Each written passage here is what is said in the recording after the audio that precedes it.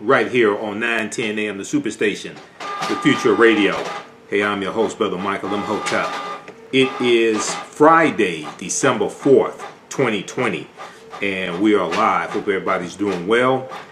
Well, it's been a very busy week, and we survived another week, and it's only 47 more days of this idiotic Donald Trump administration, and January 20th can't come here soon enough. So we are broadcasting on our Facebook fan page, The African History Network, The African History Network, and my YouTube channel, Michael Imhotep, IMHOTEP. Share this broadcast on your social media platforms. Invite your friends to tune in. We're also broadcasting on 910 AM Superstation, WFDF's Facebook fan page as well. And you can listen to the show Monday through Friday, 11 p.m. to 12 midnight Eastern Standard Time on your AM dial in Detroit, 910 AM, the Superstation WDF. You can also listen live by downloading the iHeartRadio app to your smartphone. Download the iHeartRadio app, search for 910 AM station. And while you're on iHeartRadio, also the African History Network show page on, visit our channel on iHeartRadio as well. You can listen to the podcast of these shows. All right, so there's a lot going on. We see coronavirus is still surging. We see that once again, the U.S. breaks daily coronavirus records for deaths, new cases, and hospitalizations. That was for Thursday, December 3rd. We can give you an update on what's going on with coronavirus. Then we posted a couple of articles here on our Facebook fan page, The African History Network, The African History Network. On yesterday's show, we talked about December 4th is the anniversary of the assassination of Fred Hampton and Mark Clark, two members of the Black Panther Party for self-defense. We'll talk about that some more a little bit tonight. We posted an article from News1.com, Fred Hampton's most political and revolutionary quotes. Fred Hampton's most political and revolutionary quotes. We know BlackAmericaWeb.com had a really good article dealing with Fred Hampton also that we talked about a little bit yesterday. So we'll share some more of that article with you today. There was we posted another article from WFAB in Louisville, Kentucky. WHAS, I should say, WHAS Channel 11. And this deals with Grandmaster Jay, John Fitzgerald Johnson, leader of the NFAC. And he's been arrested on federal charges. We'll talk a little bit about that also. That's a very, very disturbing case, and I have some questions dealing with that case there.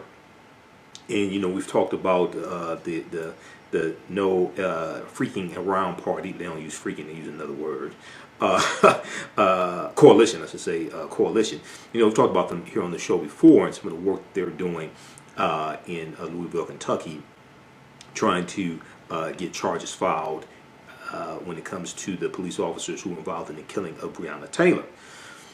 And, you know, so this story here dealing with federal charges against Grandmaster Jay, regardless of what you think about him or the organization, what have you, I mean, this just sounds kind of suspect here. So we'll talk a little bit about that.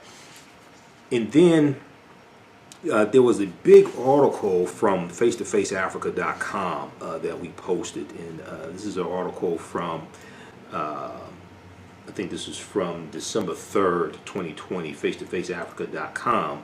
This deals with Isaac Wright Jr. Isaac Wright Jr. Now you may have seen the TV show on ABC called For Life, and it's about an African American man who was a businessman and had a family and was successful, and then he gets charged with a crime he didn't commit and gets sent to prison and learns the law in prison and helps, you know, becomes an attorney while he's in prison and helps other prisoners fight for their rights, and he ends up freeing himself from prison.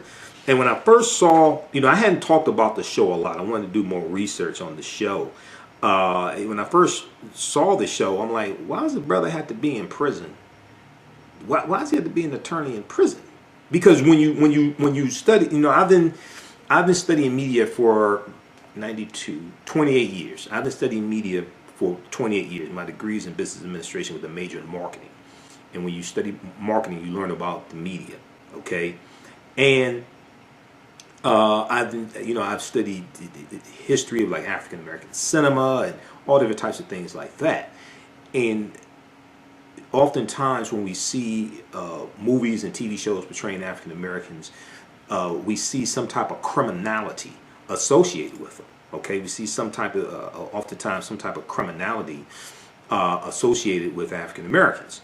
And some of the first lectures that I did going back to 2012 was a series called The Media's Deliberate Destruction of the African American Family. And it deals with the origins of negative stereotypical images of African Americans, things like this. And I did a follow-up presentation in 2000, I think maybe 14, called Empire Strikes Black, the Propaganda of the Media. Empire Strikes Black, the Propaganda of the Media.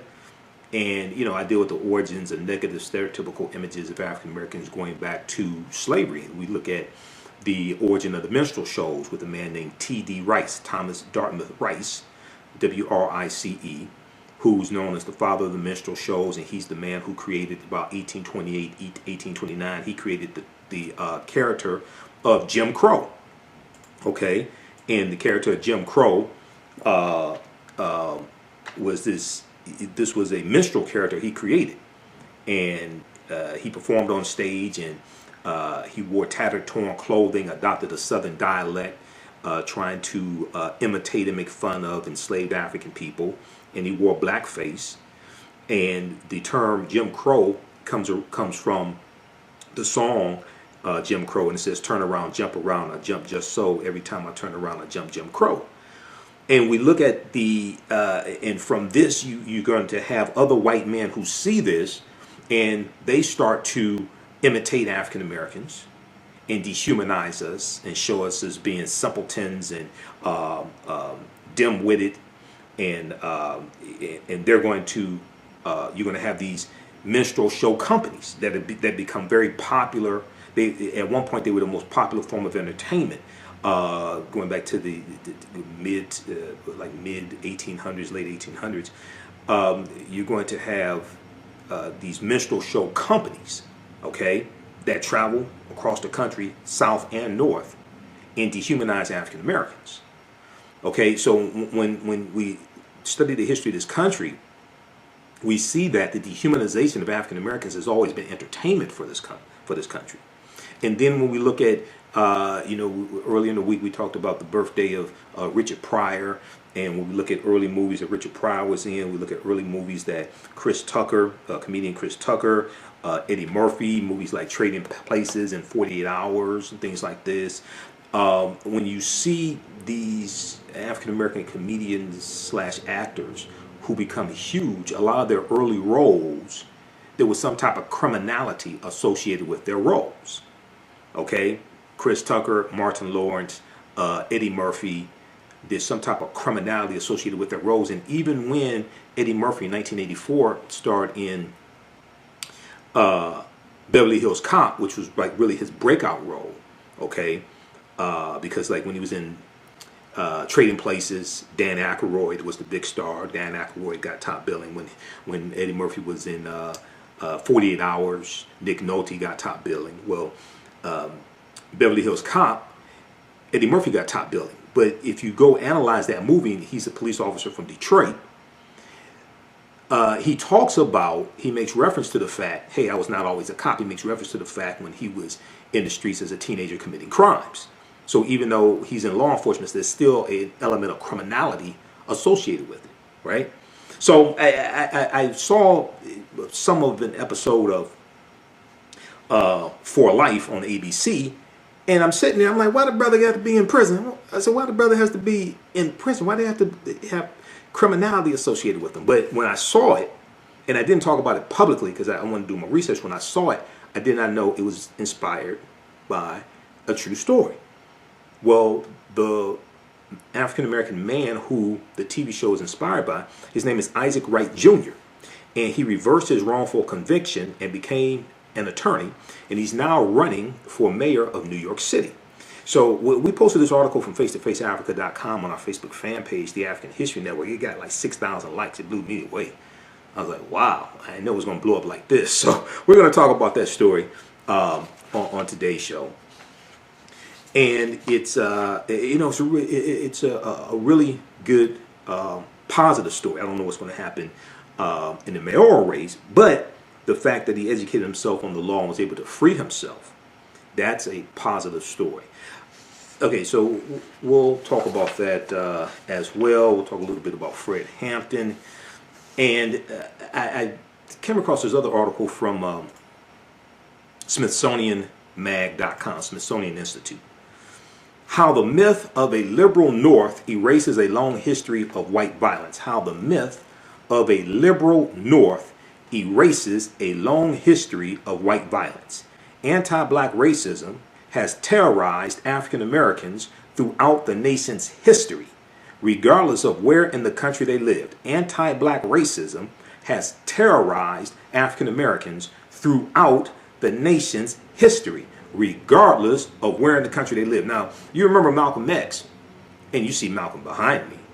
Now, the people, like a lot of times people, whenever we broadcast here from this studio, because normally, if it wasn't for COVID-19, we'd be in the studios at 9:10 a.m. Superstation WFDF like we are every Sunday and have been for like 4 years.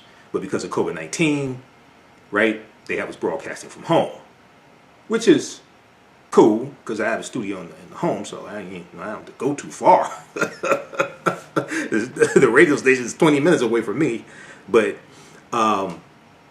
people ask, well, why do you have Malcolm X and Muhammad Ali behind you? And if you know me, Malcolm and Muhammad Ali are two of my heroes, right? But I say because Malcolm X and Muhammad Ali are watching my back, so that's why you see their pictures behind me. But that's a whole other story. Remember Malcolm X used to say, anytime you're south of the Canadian border, you're in the South. Anytime you're south of the Canadian border, you're in the South. And when we deal with the great migration of African Americans migrated from the South up north and out west from 1915 to 1970, and approximately 6 million African Americans migrating out of the South for various reasons. Some are leaving plantations, some are being ran out of the South, some lost their land, some are being ran out of the South. The boll weevil attacking cotton, things like this, the boll weevil beetle. And they're coming up north and they're dealing with white supremacy and terrorism up north. And because we came from a gun culture, we brought our guns with us because we dealt with crazy ass white people down south, and we dealt with them up north also. And then you're going to have these racial explosions and these race riots break out, and then World War I basically ends 1918. The next year, 1919, is the Red Summer. You got over 25 major race riots across this country, explosions. During World War II, 1943, you got the big race riot up and down Woodward Avenue here in Detroit.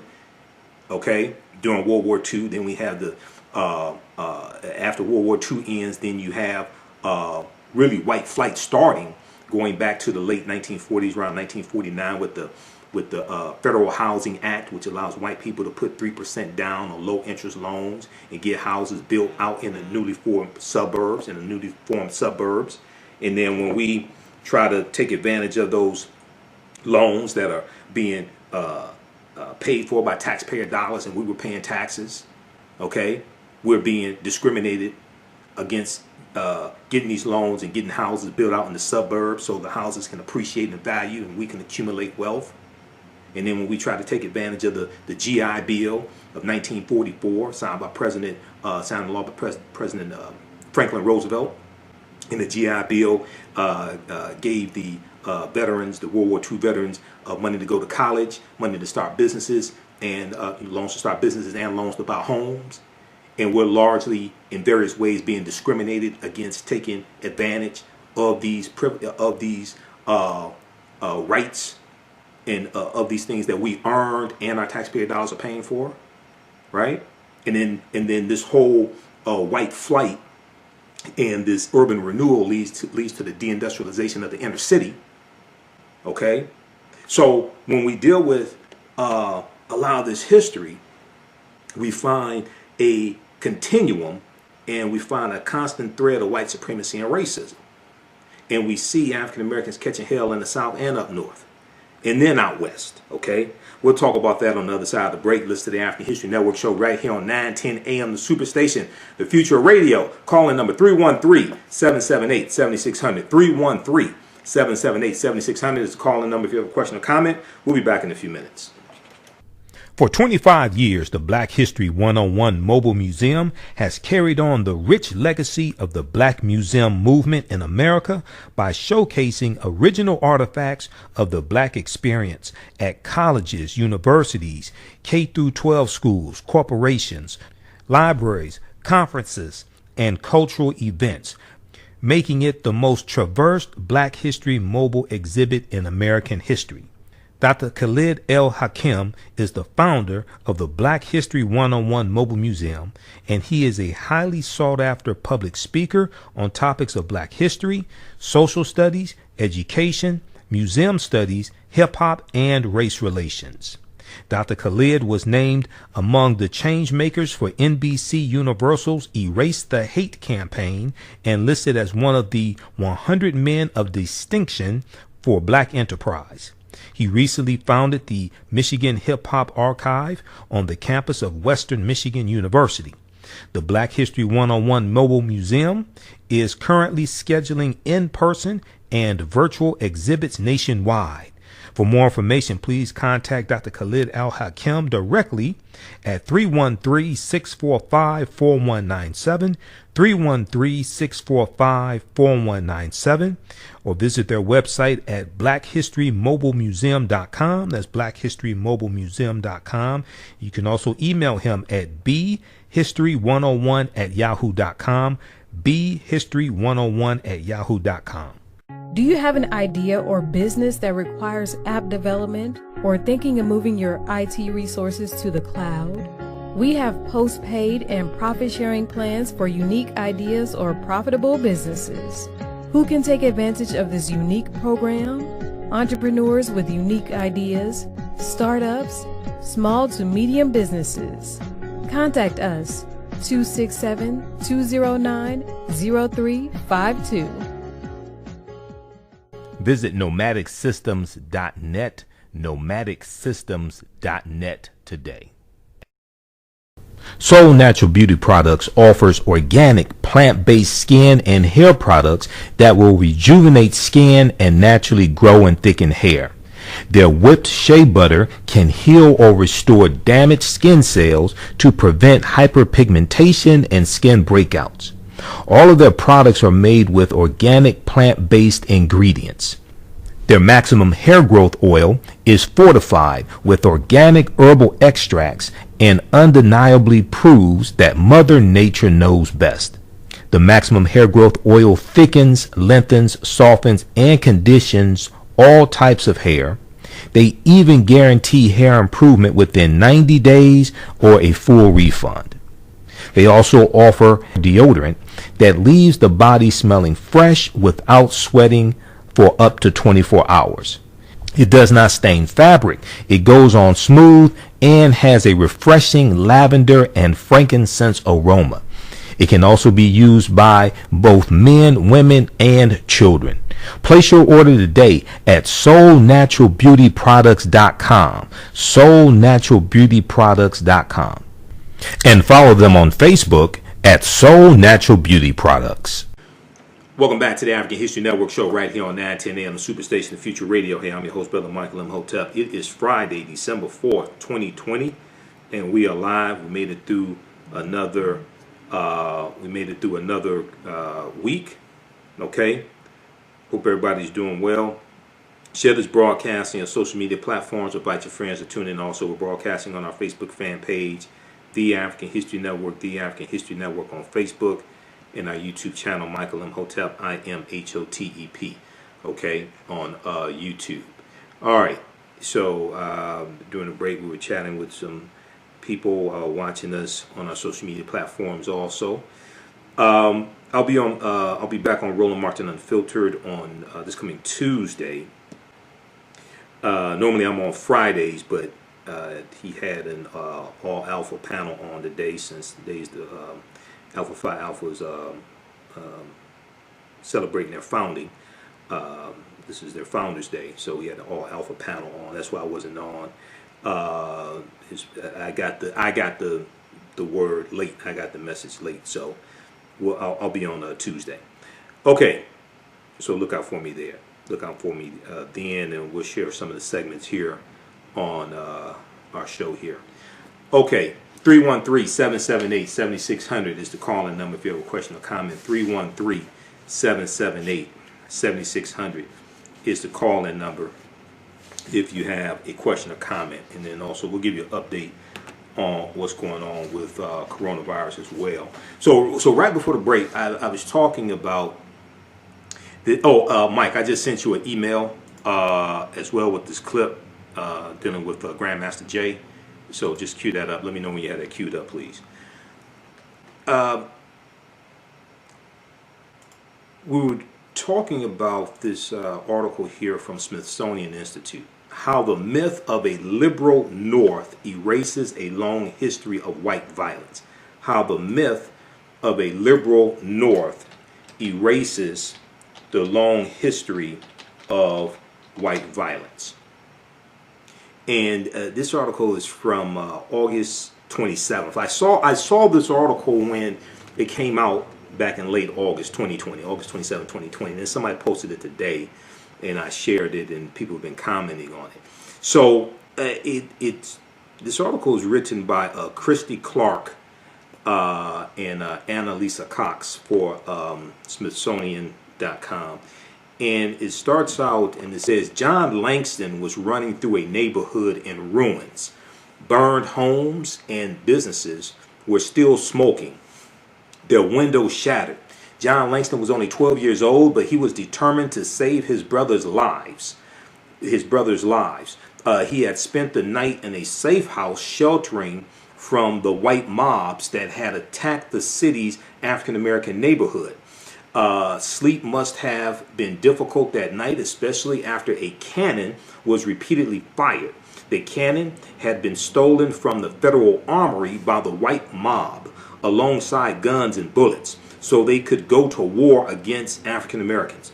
John Langston awoke to worse news. The mayor had ordered all white men in the city to round up any surviving African American men they found and threw them in jail. As John Langston would later write, quote, swarms of improvised police officers appeared in every quarter, armed with power and commission to arrest every colored man who could be found. Arrest every colored man who could be found, end quote. As soon as John Langston had heard this, he ran out the back door of the safe house to find his brothers to try to warn them. When a group of armed white men saw John Langston, they shouted at him to stop, but he refused, willing to risk everything to save his brothers. There is a toxic myth that encourages white people in the North to see themselves as free from racism and erases African Americans from the pre-Civil War North. Erases African Americans from the pre-Civil War North. Civil War begins April 12, 1861, where they are still being told that they don't belong. Now, what John Langston experienced was not the massacre in Tulsa, Oklahoma, which began June 1st, 1921, or Rosewood, which was January 1923. This was in Cincinnati, Ohio, what John Langston experienced. This was in Cincinnati, Ohio, what John Langston experienced in 1841, 20 years before the Civil War begins. This was the third such racist attack against African Americans in Cincinnati in 12 years. Now, Cincinnati was not alone. Between 1829 and 1841, white Northerners had been rising up against their most successful African American neighbors. White Northerners had been rising up against their most successful African American neighbors, burning and destroying churches, businesses, schools, orphanages, meeting halls, farms, and entire communities. This reminds me of the poster boy of white privilege, Jared Kushner, who owes Deutsche Bank $285 million, who 2 or 3 months ago said that for Donald Trump's policies to work to help African Americans have to want to be successful. The poster boy of white privilege said this. Now, he also needs to call the Jim, James, Paul, and Tyrone moving company, called 1-866-CALL-TYRONE, because they have a special promotion, 75% off for people moving from 1600 Pennsylvania Avenue on January 20th, 2021. Use the promo code DJT, pack your stuff. Okay? He also needs to call the Jim, James, Paul, and Tyrone moving company. Now, these were highly organized actions instigated by some of the most wealthy and most educated white citizens in the North. Now, I would ask the question, what are they educated in? You know, they may be doctors and things, and attorneys and things like this. They may be white supremacists. I mean, when we look at Francis Scott Key, who September 1814 wrote a poem that became known as the White National Anthem, or what you call the Star Spangled Banner. He was an attorney, but he was also a white supremacist slave owner, and he used his position as district attorney there in Washington, D.C., to fight against abolitionists. There was one abolitionist, I think the abolitionist's name was Reuben Crandall. He tried to have Reuben Crandall executed for distributing abolitionist material. Okay, so you educated, but educated in what? These were highly organized actions instigated by some of the most wealthy and most educated white citizens in the North. As a white gentleman in the pretty rural village of Canterbury, Connecticut, wrote in 1833, quote, "The colored people can never rise from their mental condition in our country. The colored people can never rise from their mental condition in our country. They ought not be permitted to rise here," end quote. Well, the reason why African Americans may not be able to rise in 1833 from the mental condition is because you keep putting because you are keeping them in that mental condition based upon the conditions, based upon the circumstances, based upon the environment, based upon white supremacy and racism. Racism is a system of advantage and privilege distributed based upon race. Racism is a system of advantage and privilege distributed based upon race. Racism has nothing to do with not liking people or calling people racial epithets or calling people the N-word or things like that. That's bigotry. What we cannot do is to allow people, whether they're African Americans, whether they're white, Hispanic, or whatever the hell they are, we cannot allow them to obfuscate, distort what racism is, because when it becomes so amorphous and ambivalent, you don't understand what it is, so you don't understand how to attack it. Okay? Stop the clip. Okay? Maybe it's playing here. All right, so this is what we're dealing with. Okay?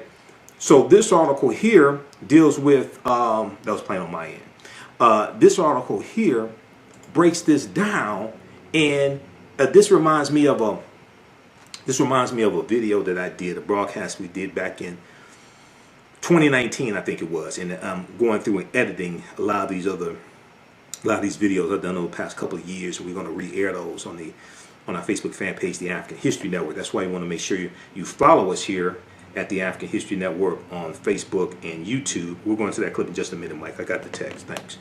That's why you want to make sure you follow us here on our Facebook fan page, the African History Network, and our YouTube channel, Michael Imhotep. And if you like this type of information, you can donate to the African History Network. $ the AHN Show through Cash App. $ the AHN Show through Cash App, and then also through PayPal, paypal.me /the AHN Show. PayPal.me /the AHN Show. Okay, or at our website, AfricanHistoryNetwork.com. So it really helps us keep doing the research, stay on the air, be able to do this show 6 days a week. Because we're here as of October 12th, 2020, we're here 6 days a week as opposed to 1 day a week. It was 1 day a week for 4 years, 9 p.m. to 11 p.m. Eastern Standard Time. And we're still on Sundays, okay? And we're also here Monday through Friday, 11 p.m. to 12 midnight Eastern Standard Time. But we usually go over 1 hour and continue on our social media platforms. Today, I think, will be one of those days. Like Monica said, just one of them days. But so you can donate to the African History Network, okay? All right. Let's continue. Then we're going to go to this other story here. So he wrote this after this was a white gentleman in the pretty rural village of Canterbury, Connecticut. Wrote in 1833, quote, "The colored people can never rise from their menial condition, from their I said mental. I'm sorry. It was menial. Okay, but the horror inflicted upon African Americans also creates a mental condition as well. From their menial condition in our country, they ought not be permitted to rise here. They ought not be permitted to rise here." He wrote this letter after white members of his community tried to burn down an elite private academy for African American girls while the students slept inside. He wrote this letter after white members of his community tried to burn down an elite private academy for African American girls while the students slept inside. One of the girls who survived that fire then made the long journey to Canaan, New Hampshire, where a few abolitionists were trying to establish an integrated school called the Noyes, Noyes Academy. Canaan was a remote and lovely village, but within months, white locals attacked that school. The white attackers brought in numerous teams of oxen, oxen, attached to a chain they put around the school and pulled it off its foundation, dragging it down the main street of Canaan. In 1834, there were even more riots against African Americans, most notably in New Haven, Connecticut, Philadelphia, Pennsylvania, and New York City. The mayor of New York allowed the destruction of African American homes and businesses to continue for days before finally calling out the state militia. This violence was not against buildings alone, but was accompanied by atrocities against African Americans, including rape and castration. African Americans in the North bravely continued to call for equality and the ending of slavery, while the highest officials in the land tried to encourage more massacres. As Lacey Ford revealed in his book, Deliver Us from Evil, President Andrew Jackson's Secretary of State, John Forsyth, wrote a letter asking Vice President Martin Van Buren, born and raised a New Yorker, to organize, quote, a little more mob discipline, end quote, end quote, adding, quote, the sooner you set the imps to work, the better. Okay, the sooner you set the imps to work, the better. End quote. The violence continued. Historian Leonard Richards makes a conservative estimate of at least 46 mobbings in northern cities between 1834 and 1837. At least 46 mobbings or racial attacks, white supremacist attacks, African Americans white people inflicting upon African Americans in northern cities between 1834 and 1837. Okay, read the rest of this article here from Smithsonian mag.com, the official website of the Smithsonian Institute. How the myth of a liberal North erases a long history of white violence. How the myth of a liberal North erases a long history of white violence. Anti-black racism has terrorized African Americans throughout the nation's history, regardless of where in the country they lived. All right, so check out this article. We'll post the link here. Okay, let's go to this other. I'm going to go to this other story, and then we're going to get to the story of Isaac Wright Jr., who was the inspiration of the TV of ABC's For Life.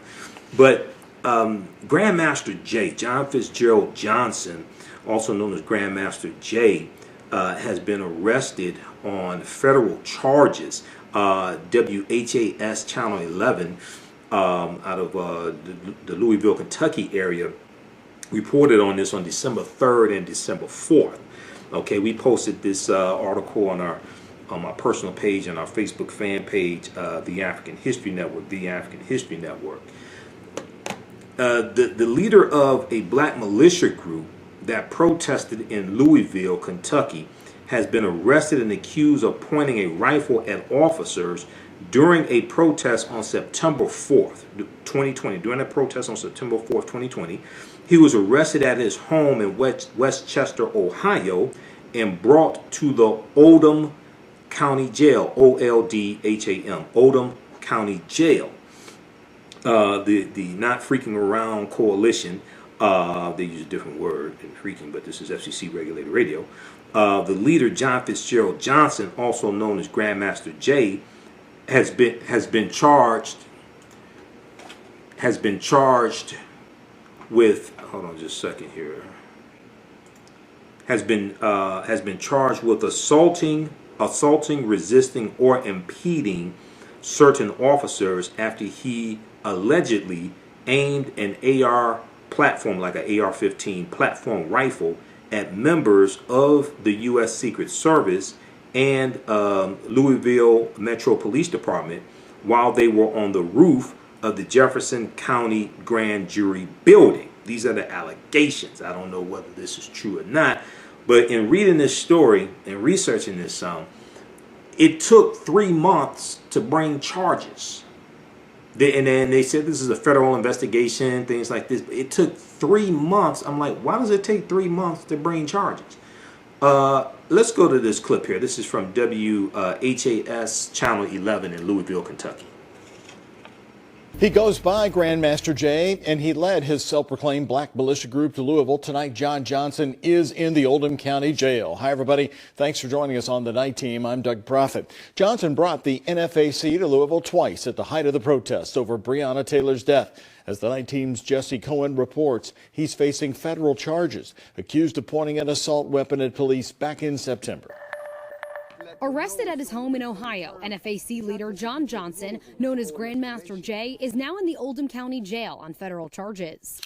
Court documents provide these two photos from September, the day before the Derby at Jefferson Square Park. Police say it shows Johnson holding an assault rifle pointed towards law enforcement officers on the roof above him. With rights comes responsibilities, and it's pretty obvious that that was an irresponsible action on his part. Dave Muchler, the press secretary with the FOP, says federal investigations are more deliberate, so he's not surprised by the 3-month timeline. That the FOP is satisfied that the federal government is bringing those charges. But local advocate and pastor Tim Finley says the timing is not just. To use this and to make this move 3 months later speaks of the flawed, ridiculous, racist, unfair policing structure in this city. Grandmaster Jay is a national figure. So this once again makes Louisville look like the hot spot of racism. I interviewed Johnson the day after those photos were taken, Derby Day. He had pulled his crew back from Churchill Downs after running into protesters. Protesters aren't organized. Protesters are emotional. That is dangerous. And a bunch of innocent people could get killed. But regardless of those feelings, Finley says these charges are shameful. While there may have been some ruffled feathers here and there, we were all wanting justice for Breonna Taylor. In their first protest rally in July, Johnson said they would burn down the city. And all y'all thought we was going to show up with torches and burn the joint down. That was figurative. It meant that we would burn down something. And we burned down the wallets. Grandmaster Jay is still in custody and has a detention and a preliminary hearing tomorrow at 2 p.m. For the Night Team, I'm Jesse Cohen. Check out the article from WHAS Channel 11, WHAS Channel 11, WHAS11.com, NFAC. Now, according to a criminal complaint, officers were conducting watch over a crowd at Jefferson Square Park that night when they heard 6 to 8 heavily armed people were parked on Armory Place. When the officers went to look down on Armory Place, they were, quote, blinded by a light, which they shortly thereafter determined was a flashlight mounted to the rifle. End quote. That allegedly Grandmaster Jay, John Fitzgerald Johnson, pointed. Now, photos provided in the probable cause affidavit show a person pointing a rifle toward the top of a building. The complaint in the article, you see those pictures. Okay, now I don't know who that is pointing the rifle. And I don't know if they're actually pointing it at somebody, but those are the allegations.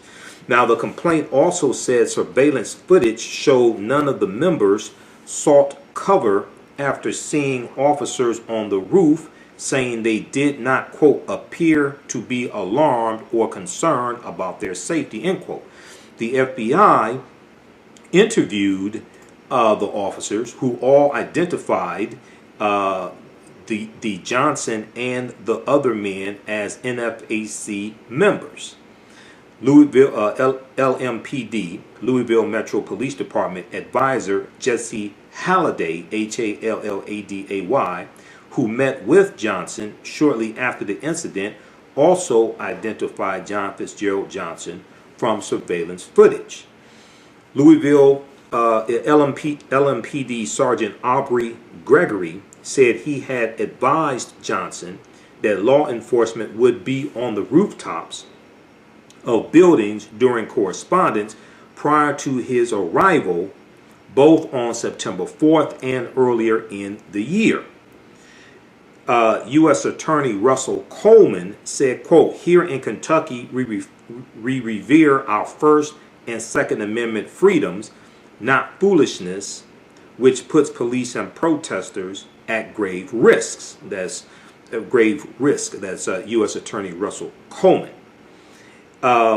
Dave Mutchler, Mutchler, the press secretary for the Fraternal Order of Police, the FOP, said federal investigations are more deliberate, so he's not surprised by the 3-month timeline. But I'm like, how much did you have to investigate? I mean, it took 3 months for this. Quote, the FOP is satisfied, he said, with rights comes responsibilities, and that's pretty obvious. That was an irresponsible action on his part. The FOP is satisfied that the federal government is bringing those charges, end quote. Local advocate and pastor Tim Finley Jr., who you heard in the clip, says the timing is not just. The timing is not just. Tim Finley Jr. is African American. He said, quote, to use this and to make this move 3 months later speaks of the flawed, ridiculous, racist, unfair policing structure in this city. The flawed, ridiculous, racist, unfair policing structure in this city. Grandmaster Jay is a national figure, so this once again makes Louisville look like the hotspot of racism, end quote.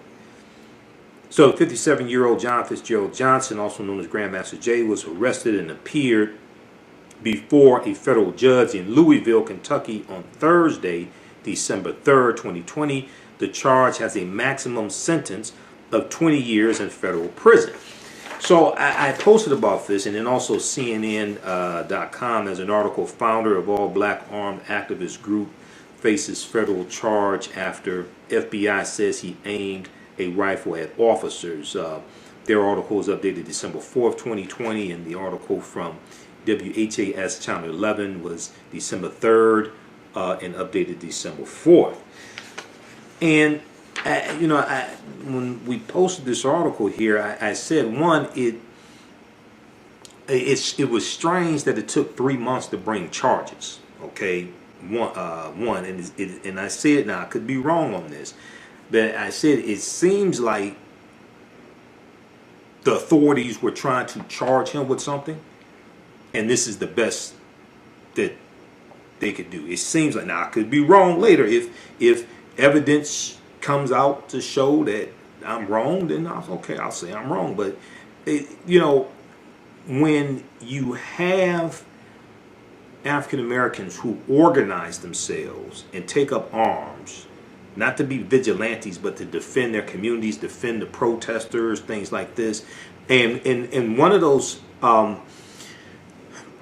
when they had the protests trying to get charges brought against the officers who killed Breonna Taylor, there was an extensive interview that Grandmaster Jay did with one of the local news stations there. We shared that interview. It was a video of the interview. We shared it on our Facebook fan page, the African History Network.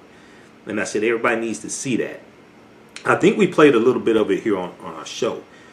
And I said, whether you're for or against the organization, and I've told my listeners, research the organization. If you feel that this is something you want to join, then okay, go ahead and join.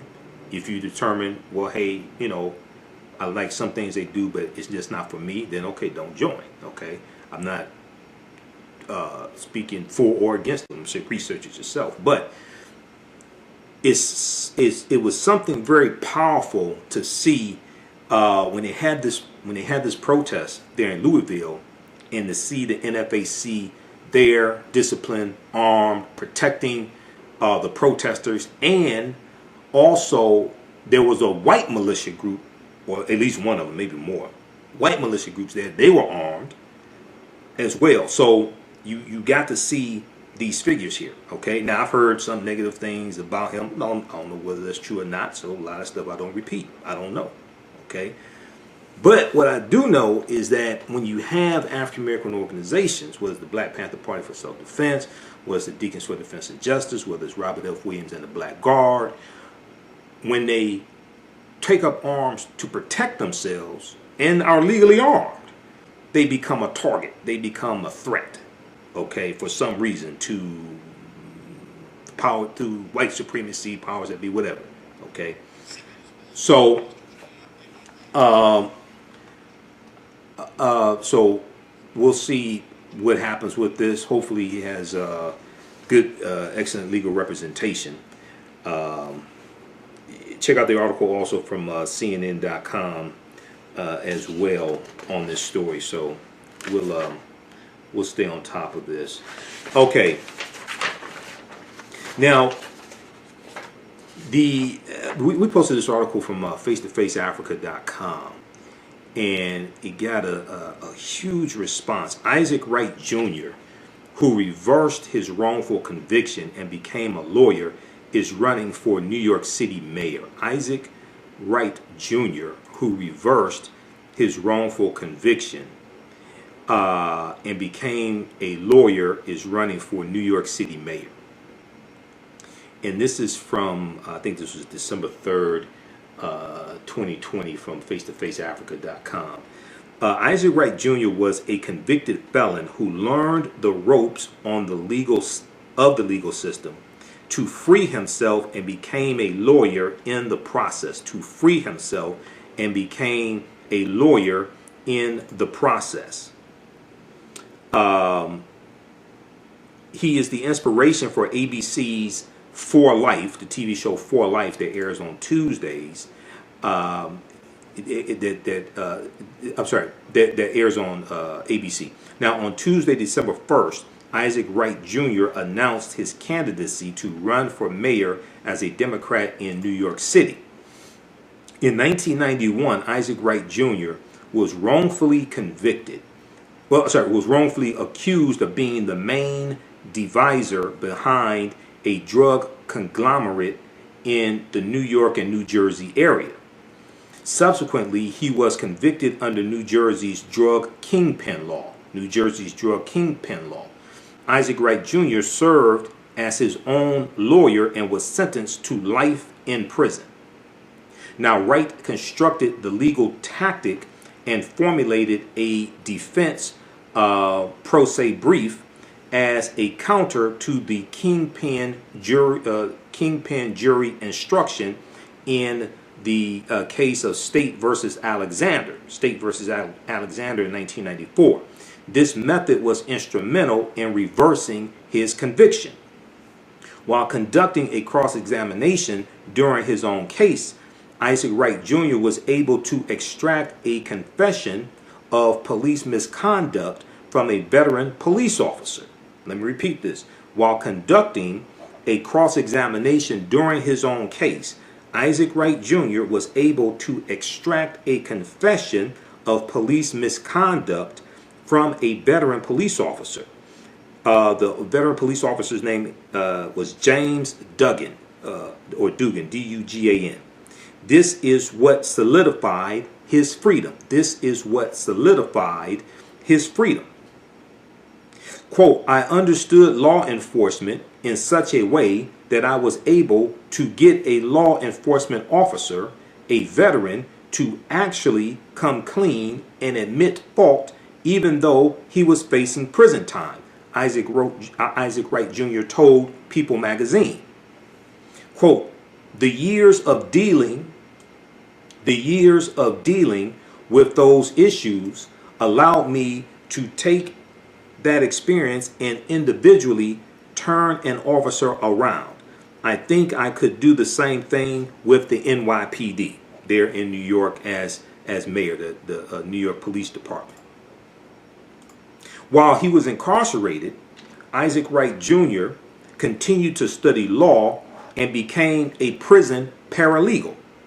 He was instrumental in lowering the sentences and overturning convictions of over 20 inmates. After Wright's release from prison, he pursued law and graduated in 2002 with his undergraduate degree. In 2007, Wright graduated from St. Thomas University School of Law. St. Thomas University School of Law. In 2008, he passed the New Jersey bar examination. Isaac Wright Jr. was granted admission to the bar by the New Jersey Bars Committee on Character after a 9-year investigation, and he is currently a counselor with one of the biggest black-owned law firms in Newark, New Jersey, law firm Hunt, Hamlin, and Ridley. According to the firm's website, he focuses on, quote, defending the wrongfully accused and going after corrupt institutions, end quote. Check out the rest of this article from face-to-faceafrica.com. We're out of time here on 910 AM Superstation WFDF. We're going to continue this discussion on our Facebook fan page, the African History Network, and our YouTube channel, Michael Imhotep. So those watching, keep watching us right now.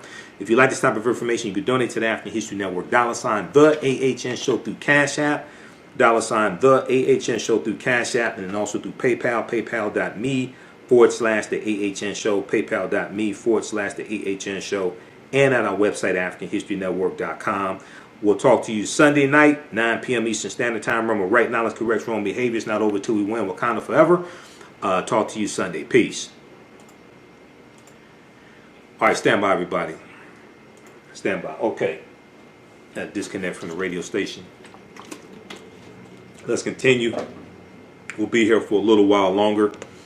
All right. So everybody share this broadcast on your social media platforms. Invite your friends to tune in also. How's everybody doing? We've got Jeff, Daryl,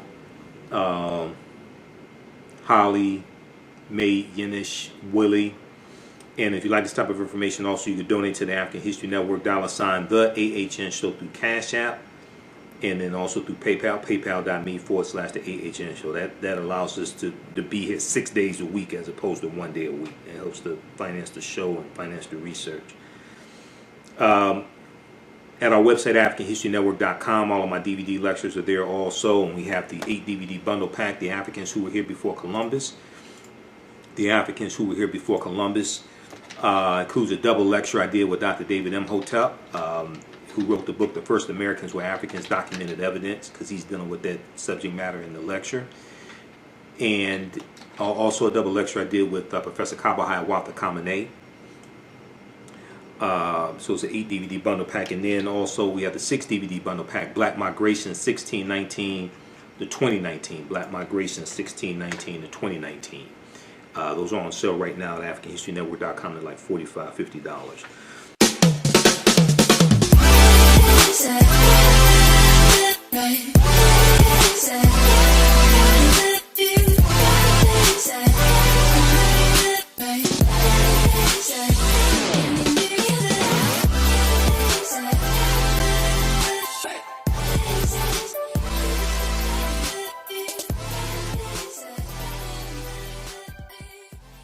Melanized Media is an independently black-owned and operated film company. We specialize in producing culturally enriching black films and videos at melanizedmedia.com. Join us every Sunday for Melanized Nights, where we screen a socially conscious documentary film or black historic presentation. That's every Sunday evening at 7 p.m. Visit melanizedmedia.com to learn more and to register. That's MELANEYES media.com. Peace.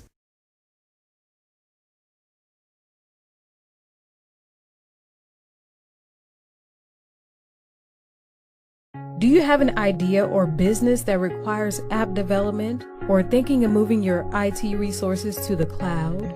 We have post-paid and profit-sharing plans for unique ideas or profitable businesses. Who can take advantage of this unique program? Entrepreneurs with unique ideas, startups, small to medium businesses. Contact us 267-209-0352. Visit nomadicsystems.net, nomadicsystems.net today. Soul Natural Beauty Products offers organic plant-based skin and hair products that will rejuvenate skin and naturally grow and thicken hair. Their whipped shea butter can heal or restore damaged skin cells to prevent hyperpigmentation and skin breakouts. All of their products are made with organic plant-based ingredients. Their maximum hair growth oil is fortified with organic herbal extracts and undeniably proves that Mother Nature knows best. The maximum hair growth oil thickens, lengthens, softens, and conditions all types of hair. They even guarantee hair improvement within 90 days or a full refund. They also offer deodorant that leaves the body smelling fresh without sweating for up to 24 hours. It does not stain fabric. It goes on smooth and has a refreshing lavender and frankincense aroma. It can also be used by both men, women, and children. Place your order today at soulnaturalbeautyproducts.com. soulnaturalbeautyproducts.com. And follow them on Facebook at Soul Natural Beauty Products. Okay, if we go back to this article here from face-to-faceafrica.com about Isaac Wright Jr., who reversed his wrongful conviction and became a lawyer and is now running for mayor of New York City. According to the law firm's website that he works at now, Hunt, Hamlin, and Ridley, he focuses on, quote, defending the wrongfully convicted, defending the wrongfully accused, and going after corrupt institutions. Now, he is banking his candidacy for mayor of New York on his experience, which by all standards is different from his counterparts. He did not fully disclose his plans for the city, though he has pledged to, quote, address the racial, economic, environmental, and educational injustices that plague our city's institutions, end quote. He said, I don't consider myself a true activist, adding that the core of his makeup is to fight for what is right. Now, many friends and colleagues had pushed Wright to stand for this very position many years ago. He feels now is the right time because this year many people have decided not to be silent anymore on issues pertaining to institutional racism and police brutality. However, he believes that that there is more everyone can do aside from the protests, and that is to get into the real fight. He said he is the man to lead that fight for real change. Quote, in my experience in life, nothing good happens most of the time without a fight. You can scream, you can holler, you can protest, which are all good things, but we have to be heard. But no real significant changes occur without rolling up your sleeves and getting into a fight, end quote. All right, so check out that article from face-to-faceafrica.com. We posted it on our Facebook fan page, The African History Network, The African History Network. All right, I want to go to this next story here. And at the beginning of the show, I jumped right in. We didn't do our opening. So on the African History Network show, we focus on educating, empowering, and inspiring people of African descent throughout the diaspora and around the world. Because right now, it corrects wrong behavior. What you do for yourself, what you do to yourself, and what you allow other people to do to you and get away with is based upon what you think about yourself. What you think about yourself is based upon what you have been taught about yourself. What you've been taught about yourself is based upon everything you've read, heard, and seen about yourself. So when you control the radius of a man's thoughts You can control the circumference of his actions because the mind can't do or teach what it doesn't know. Now, we deal with a number of different topics here on the African History Network show. We deal with current events in history and politics, education, economic empowerment, entrepreneurship, relationships, love, sex, health issues, and much, much more. People are still talking about the interview I did with Kenya K. Stevens of the Juju Mom of the Progressive Love Academy, Sex Talk with Kenya, and she was talking about helping women achieve orgasm and G-spot orgasm, female ejaculation, things like that. So it was a really deep conversation. You can watch it at The African History Network on Facebook. Click on videos, or on our YouTube channel, Michael Imhotep, Imhotep, and I'll be doing another interview with her coming up this coming week in dealing with the winter solstice, okay? All right, so so look out for that as well, okay? All right. Yeah, look out for that also, okay? All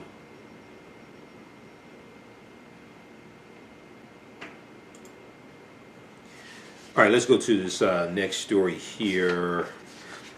Also, I forgot to mention this at the top of the show.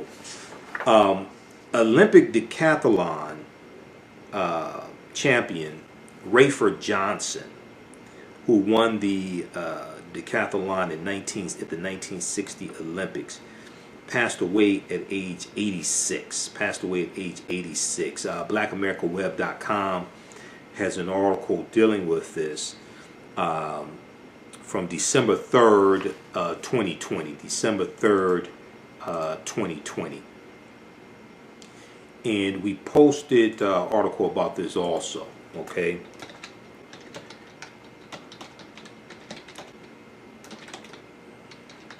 Just a second here. Rafer Johnson, who won the decathlon at the 1960 Rome Olympics and helped subdue Robert F. Kennedy's assassin in 1968, died Wednesday, December 2nd. He was 86 years old. He passed away at his home in the Sherman Oaks section of Los Angeles, California, according to family friend Michael Roth, R-O-T-H. No cause of death was announced. Rafer Johnson was among the world's greatest athletes from 1955 through his Olympic triumph in 1960, winning a national decathlon championship in 1956 and a silver medal at the Melbourne Olympics that same year. His Olympic career included carrying the U.S. flag at the 1960 Games and lighting the torch at the Los Angeles Memorial Coliseum to open the 1984 Games. Rafer Johnson set world records in the decathlon 3 different times amid a fierce rivalry with UCLA teammate C.K. Yang of Taiwan and Vasily Kuznetsov of the former Soviet Union, Kuznetsov, Kuznetsov. Now, Rafer Johnson won a gold medal at the Pan American Games in 1955, while competing in just his 4th decathlon. At a welcome home meet afterward in Kingsburg, California, he set his first world record, breaking the mark of 2 Olympic champion and his childhood hero, Bob Mathias.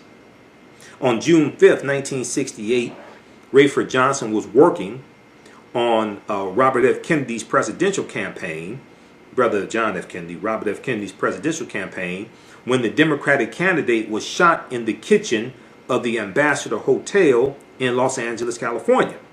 Rafer Johnson joined former NFL star Rosie Greer and journalist George Plimpton in apprehending Sirhan moments after he shot Robert F. Kennedy, who died the next day.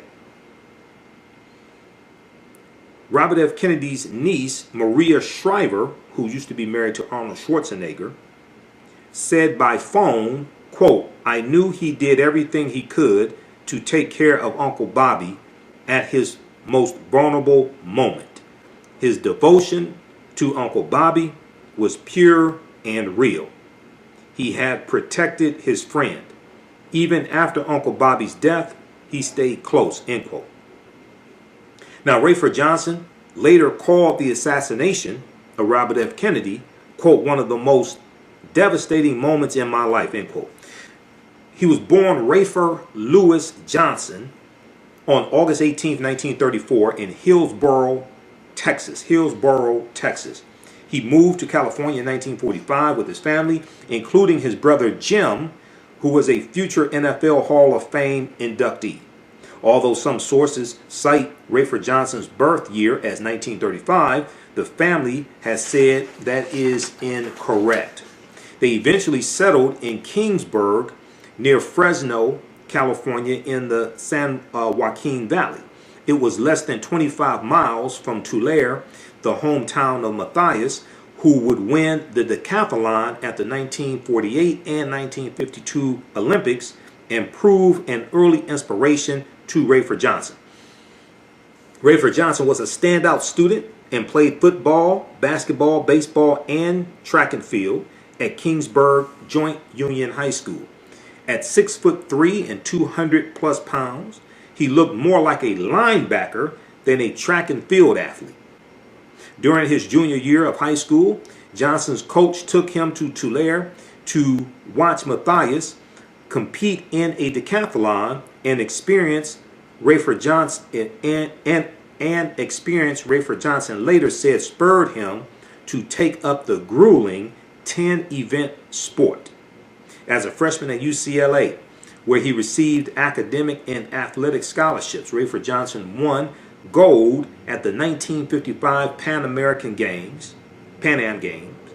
Am Games, and set a world record of 7,985 points. After winning the National Decathlon Championship in 1956, Johnson was the favorite for the Olympics in Melbourne, Australia, but pulled a stomach muscle and strained a knee while training. He was forced to withdraw from the long jump, for which he had also qualified, but tried to gut out the decathlon. Johnson's teammate Milt Campbell, a virtual unknown, gave the performance of his life, finishing with 7,937 points to win gold, 350 points ahead of Rafer Johnson. It was the last time Johnson would ever come in second. Rafer Johnson, Yang, and Kuznetsov had their way with the record books between the 1956 and 1960 Olympics.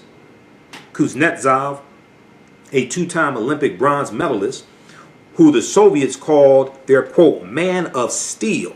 Their man of steel broke Rafer Johnson's world record in May 1958 with 8,016 points. Later that year, at a U.S.-Soviet dual meet in Moscow, Rafer Johnson beat Kuznetsov by 405 points and reclaimed the world record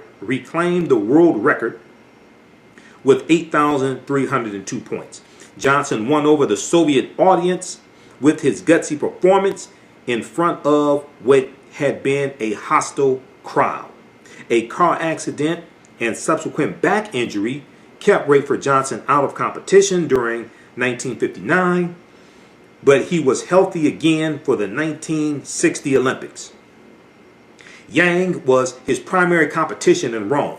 Yang won 6 of the first 9 events, but Rafer Johnson led by 66 points going into the 1,500-meter race, the decathlon's final event. Johnson had to finish within 10 seconds of Yang, which was no small feat, as Yang was much stronger running at distance than Johnson. Johnson finished just 1.2 seconds and 6 yards behind Yang to win the gold medal. Yang earned silver and Kuznetsov took bronze. At UCLA, Rafer Johnson played basketball for Coach John Wooden, Wooden, becoming a starter on the 1958-59 team.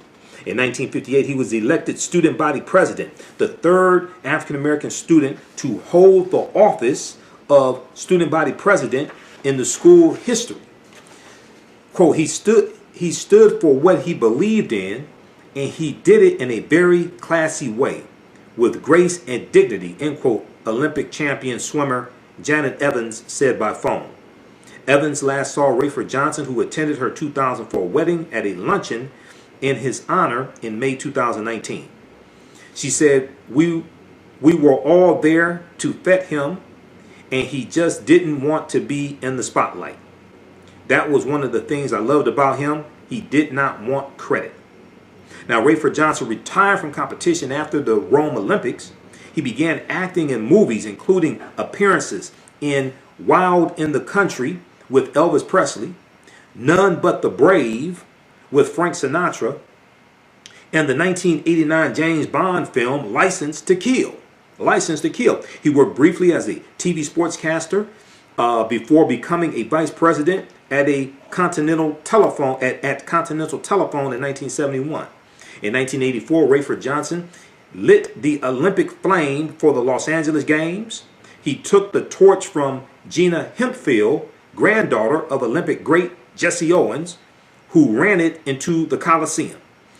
Check out the rest of this article here from BlackAmericaWarrior.com about Rafer Johnson, 1960 Olympic decathlon champion, who passed away at age 86 on Wednesday, December 2nd, 2020. And we posted that also at our Facebook fan page, The African History Network, The African History Network.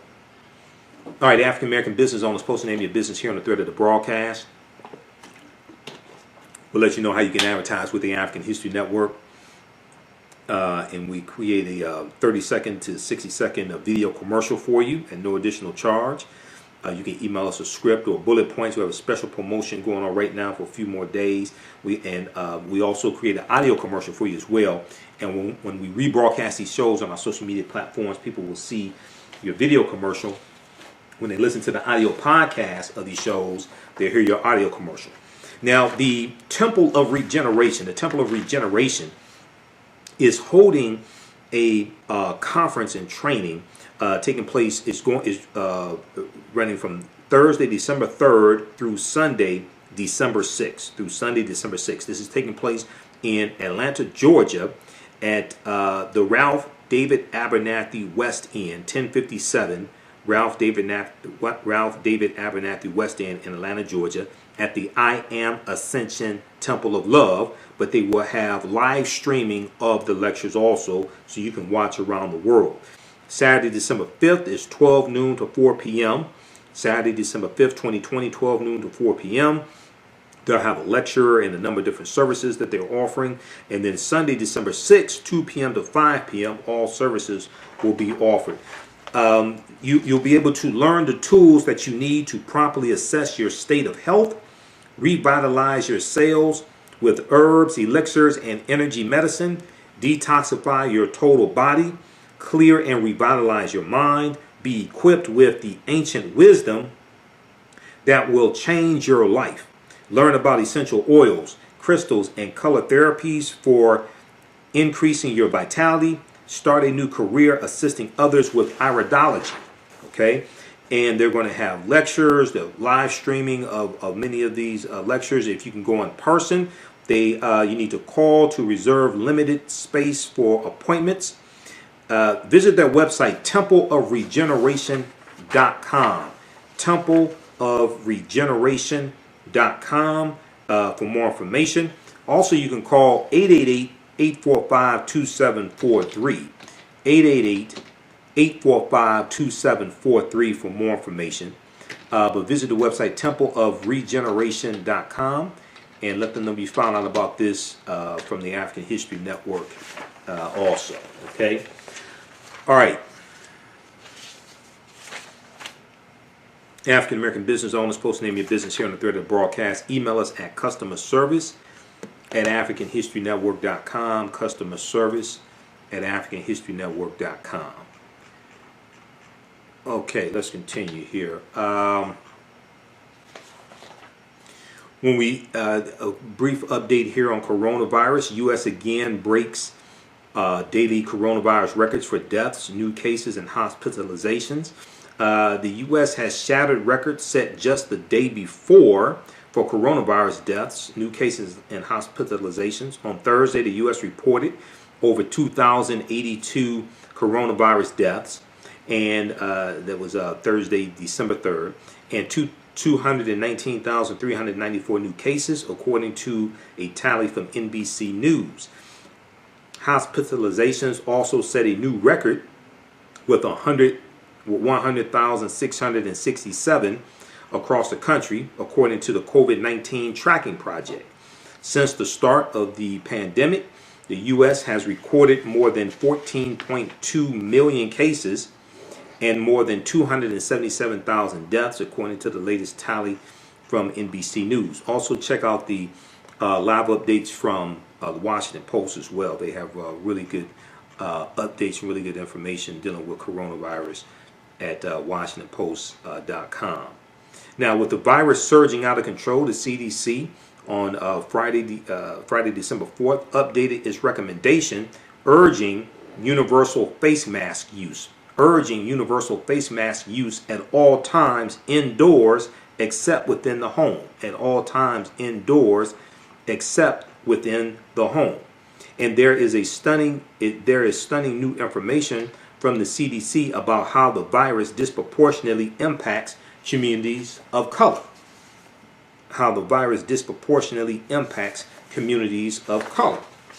Even though many of us known about that. But early on, now isn't it interesting? Early on, you had all these people, all these conspiracy theorists, all these people, the PhDs, all this stuff saying coronavirus, it doesn't kill black people, it's not hitting us. That was early on. Now it's disproportionately hitting us. Okay, where are some of those people now? I just find it very interesting. Early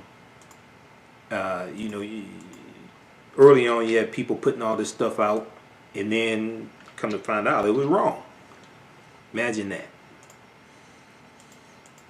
The agency, the CDC, quietly updated its data late last month, November, showing that adjusted for age, COVID-19 is nearly 3 times as deadly for African Americans and Hispanic Americans compared to white Americans.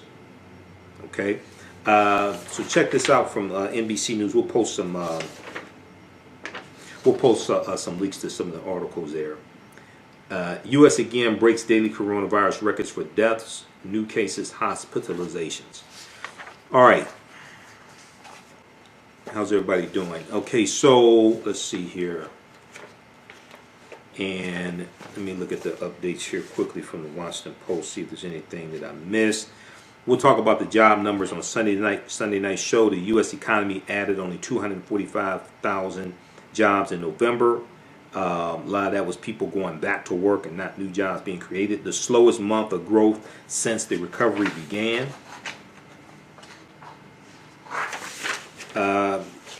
Let's see, and then, okay, U.S. beats its infection record for the 3rd day in a row. And then we see for Friday, December 4th, the U.S. had nearly 230,000 new cases nationwide. We haven't seen the full impact of 3+ million people traveling through TSA Thanksgiving weekend. We haven't seen the full impact of that yet. That's going to be devastating. As we go into Christmas, we're going to have a record number of deaths taking place each day due to coronavirus. Because we've had 25, 26 straight days of 100,000 new cases or more. We haven't seen the full impact of what took place from people traveling through TSA for Thanksgiving and then going to people's homes for Thanksgiving and things like that. Then we're going to, in a few weeks, we'll be dealing with Christmas and the same thing all over again. Okay, so check out the updates from the Washington Post also.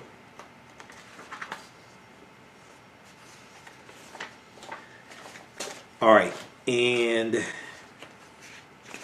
lastly here on our Thursday show, we talked a little bit about Fred Hampton, an assassination of Fred Hampton and Mark Clark, December 4th, 1969.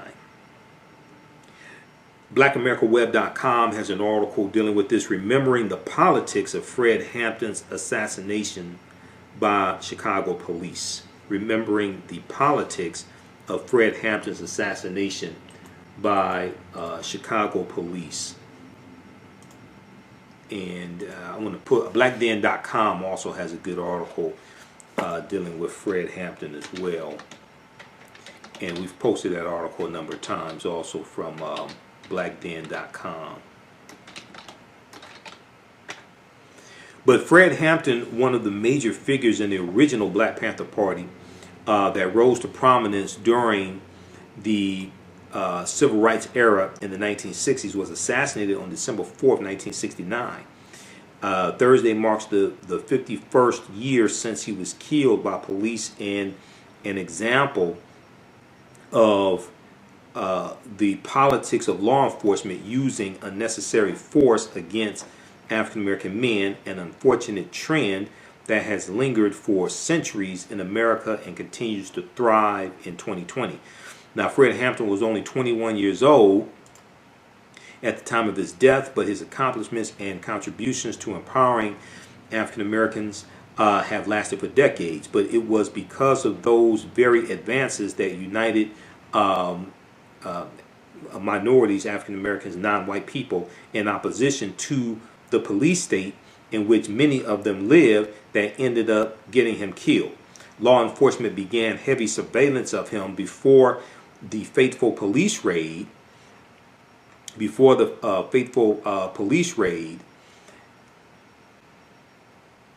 In Peoria, Illinois, where he died and other Black Panther members were injured. Okay, let's see. Let me pull up this other article here also. So Fred Hampton was chairman of the Illinois chapter of the Black Panther Party, and Mark Clark, a 22-year-old Peoria, Illinois Black Panther Party leader.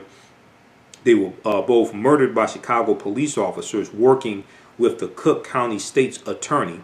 The Cook County State's attorney at the time of the attack.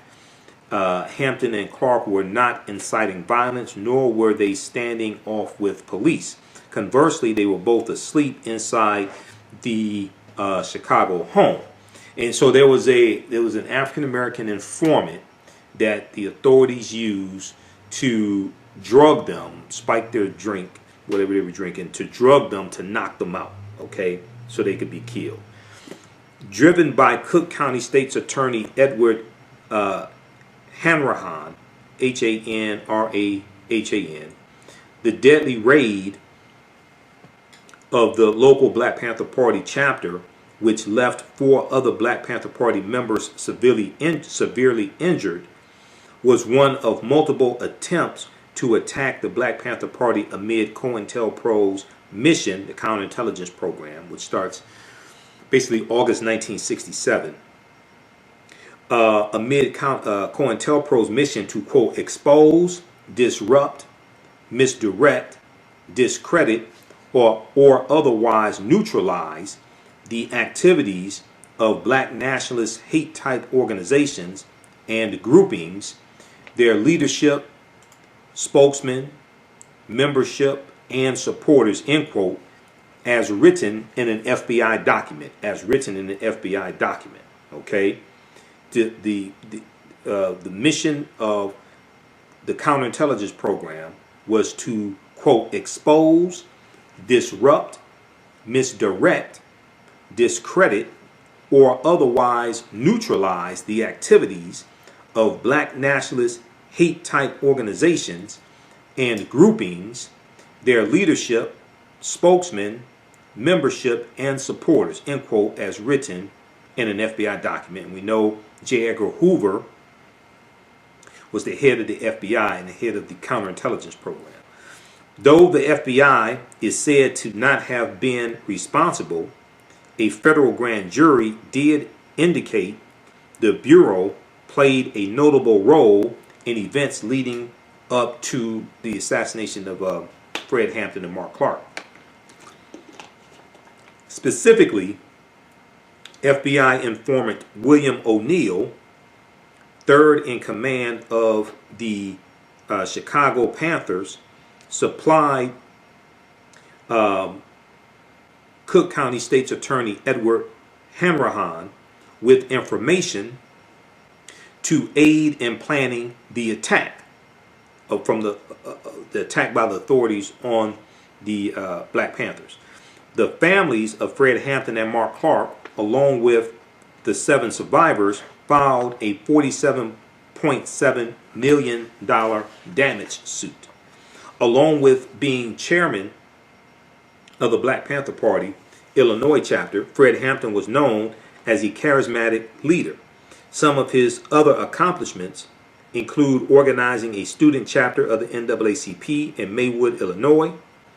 Fred Hampton also brought together poor African Americans, poor whites, and Puerto Ricans as part of the Rainbow Coalition, and inspired peace among several gangs in rivalry with one another. So Fred Hampton, and I've seen there's a good documentary dealing with Fred Hampton. He had the ability to speak and organize and galvanize poor white people and speak to their needs, speak to African Americans, speak to Latinos, Puerto Ricans, things like this, and galvanize them and show them how they were basically all being exploited by the same people. Now, on the anniversary of Fred Hampton's death, we remember the life of an inspiring revolutionary, as well as the others lost on that date 51 years ago. Check out this article from blackamericaweb.com, remembering the politics of Fred Hampton. Remembering the politics of Fred Hampton's assassination by Chicago police. Also, NewsOne.com has an article dealing with quotes by Fred Hampton. Also, we posted that article on our Facebook fan page, the African History Network, also. So you can check that out as well. And check that out at NewsOne.com. NewsOne.com. Let me take a look here. How's everybody doing? All right, everybody, share this broadcasting on social media platforms. Yeah, Fred Hampton's most political and revolutionary quotes. Fred Hampton's most political and revolutionary quotes from December 4th, 2020 by Bruce Wright.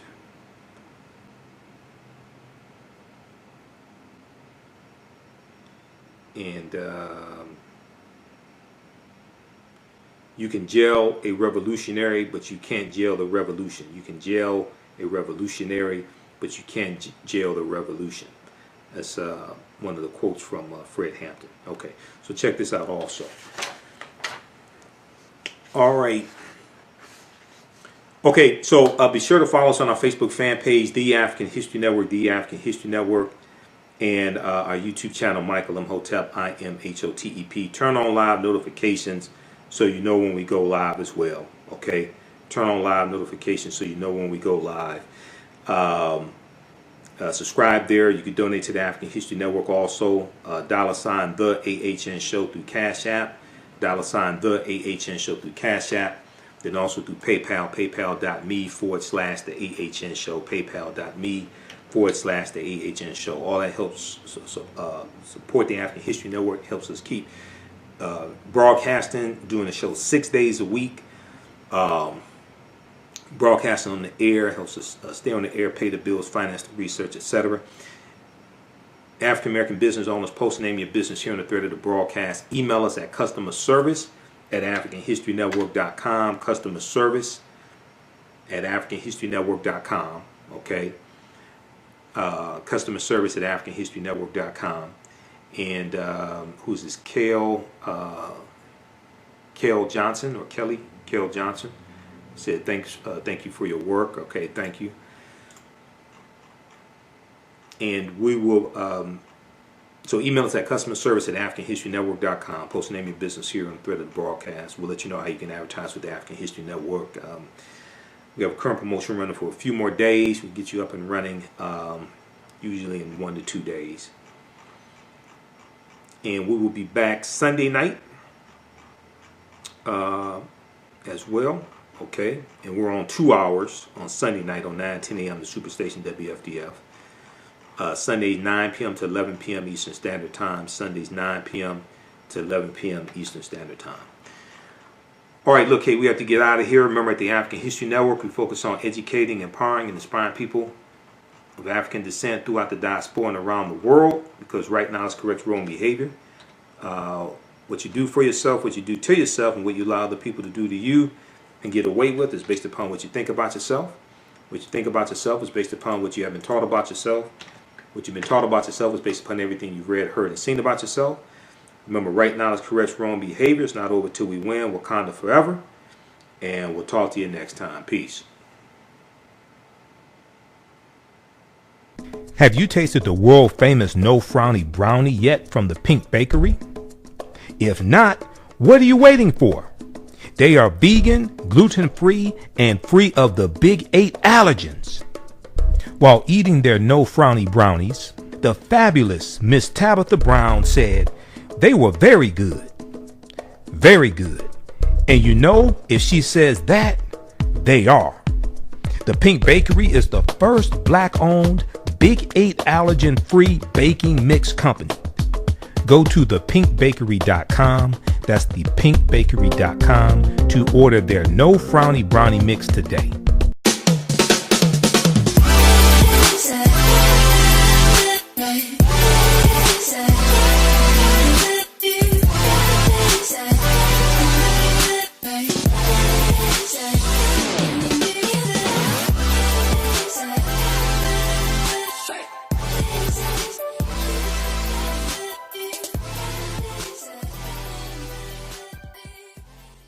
Soul Natural Beauty Products offers organic, plant-based skin and hair products that will rejuvenate skin and naturally grow and thicken hair.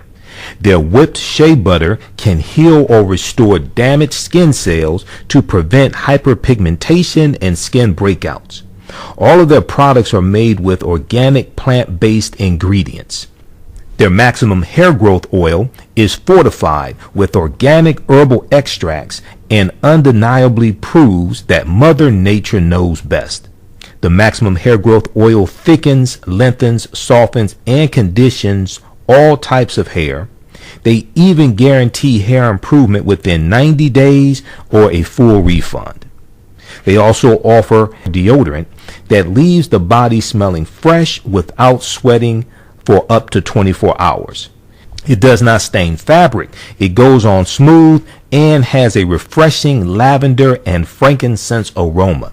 It can also be used by both men, women, and children.